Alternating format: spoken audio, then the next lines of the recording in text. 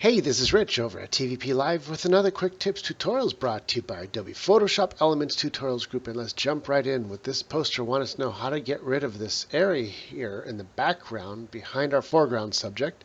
And apparently the poster tried to get rid of the area here, but it turned all kind of a reddish black. So what we want to do is basically create a mask of this corner area so that we can recreate the brick and the wall and have it continue back behind the foreground subject. So what I want to do is duplicate this photo, but instead of duplicating the photo, I'm just going to duplicate the area that I need to push underneath. So I'm going to grab the polygon tool and just indiscriminately cut out a little area. Make sure it's bigger than the area that needs to be fixed, because I'll soften it up the cutout later. I could just come all the way across to about here and then come a little bit above, and I'll double click there, and that creates a whole box. And basically I'll right click and I'll hit layer via copy. So now I copied it. I'm going to turn off the back layer here, and all that's left is our copy. Now I can zoom in, and with a soft eraser, I don't know, let's say like a 5-point, I'm going to erase really carefully along the whole image here, because we're going to use that as a foreground mask and then brush everything behind it. So I'm carefully going to cut out the hair. We're going to fix the hair a little bit later also, because it's a little pointy here. So you see what I'm doing? I'm erasing everything that I don't want. And it's okay to cut in a little bit on the photograph, because we can fix that later. And if there's any information missing, the audience doesn't know what wasn't there in the first place. It's making sure that I cut off all the bad stuff for sure. And then go to the top for the hair.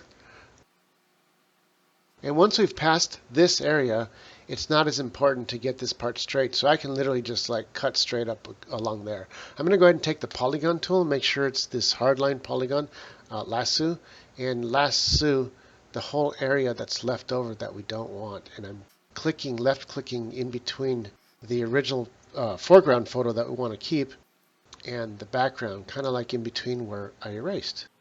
And this is really kind of be careful not to touch either the inside or the outside lines. Stay smack in the middle to get rid of this. As soon as we get to the end here, I'm going to double click. I'm going to zoom out and hit delete, and boom, now we got ourselves a nice hard edged here. I'm going to turn the background back on. Now what I want to do is recreate this floor and this wall to put in the background to fill all this stuff in. So the next step is to grab some of the brick and some of this wall, but I think I want to fix this post here and get rid of it first. I think I might be able to do this with Content Aware, so I'm going to go ahead and grab the stamp clone tool, and let's make it a little bit smaller, like 20 point. That looks good. Since it's a pole here, let's go ahead and grab one of these poles up here, and if I hold the Alt and left click here, and I can pretty much just follow this straight down, and you see what happens. It kind of recreates it. And we can do this again, but we want this edge here. So I'm going to left click with the Alt there and kind of come down here. And it doesn't have to be perfect, as long as it's pretty close. And then this has this kind of bulbous area, so we want to find something similar to that. How about right around here, and bring that over here and bring that down like that. That looks pretty good. And now we want to use the same clone for down here. So I'm going to click this up here and then just add it back down there. And that looks pretty good. And one more time right around here. And there we go. It doesn't have to be perfect, but that's okay, because these walls are not that perfect anyway. Now that we've got that done, I want to duplicate this portion of the wall and then add it on beyond there. So let me go ahead and grab the polygon tool again and just grab a piece of this. So I'm going to go from about here, go ahead and take it to the edge, come down here. If I want to add some of the bricks, I can go ahead and do that, and I can get rid of it later. Then I'll come back up like this, double click, and now we got this whole portion. I'm going to right click and hit copy. Boom. Now make sure that copy's in between this foreground and the background here in the layers, because as I drag it across, you see it's going to go behind her. That's why we cut her out. So now we want to bring it back, kind of position it as best as we can. Now is really important to resize everything, so we can bring it a little bit smaller till it starts matching whichever corner we can get there to match. And if it's not perfect, that's okay. We'll fix whatever's missing. And at this point, I can turn it a little bit, I can stretch it a little bit, and if I really want, I could even go to Image, Transform, and Distort. And this way, I can match up the edges like this. See that? That looks good. I'll go ahead and stretch it right behind her. Move the whole thing up a little bit. And look at that, it's falling right into place.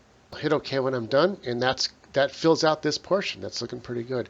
Since we need to duplicate her hair here, we don't have to worry about the foot yet. So I'm going to go ahead and grab her layer, grab the polygon tool again, and I can grab a portion of her hair like this. I'll soften it up afterwards. I can right click and hit copy. Bring that hair over to the left side. It's way in the back, so let's bring that to the top. Now it's in the top, but it's still backwards. So we just go to Image, Rotate, and Rotate Horizontal, and boom, there it is. We're going to place it kind of where we want it, but I'm going to turn everything else off so that I can carefully cut the hair out from its own little background with the soft eraser, that is. You always want to use a soft eraser. And now just take the polygon tool and cut out the whole edge that we don't want to keep. Double click and hit delete, and there we go. Turn the background and all the layers back on. Now what we have to do is just, I'm going to go ahead and turn it a little bit counterclockwise so it looks a little bit better. And then we don't want it to look equal to this side so it doesn't look too much like the exact same thing. So I'm going to go ahead and stretch it out a little bit and turn it a little bit more. See that? So it looks a little different from this side. Now we take the soft eraser again. Let's make the eraser really big, like 20 point, to soften this whole edge here. See that? So that looks a little more natural. And even the top here, I can go up to like 50%, make it a big eraser here, and look at that. It starts to really blend in and look natural. And finally here, on the guy's foot there, go to this layer here, which is going to be, you can always turn it on and off to see. Grab the smudge brush, and we can just smudge him right back underneath her. Next, let's fill in this area over here. I can go ahead and use the clone stamp tool, and let's go ahead and grab, with the Alt, grab this area right around here, and just clone that right in. Do the same thing for this area here. And next, for what's left is this area back here. We can just kind of cover it up with some trees. So let's go ahead and once again grab the polygon tool. I'll grab the lasso polygon and just grab a little bit of trees here. I'll right click and I'll hit copy. And I can turn a little so it doesn't look exactly the same. Bigger to cover him. I can duplicate that. And I'm going to go to Image, Rotate horizontally, boom, and that's going to cover this area over here. Finally, just take the soft eraser and bring it back down to like a 20 point, and I'm going to soften the edges of these trees so that they look natural. And this way you can't tell that it's the same tree. You can make it a little bit bigger to make sure we cover our background, and that's pretty much it. And that's all there's to it. This is Rich, calling it quits for this tutorial, saying over and out.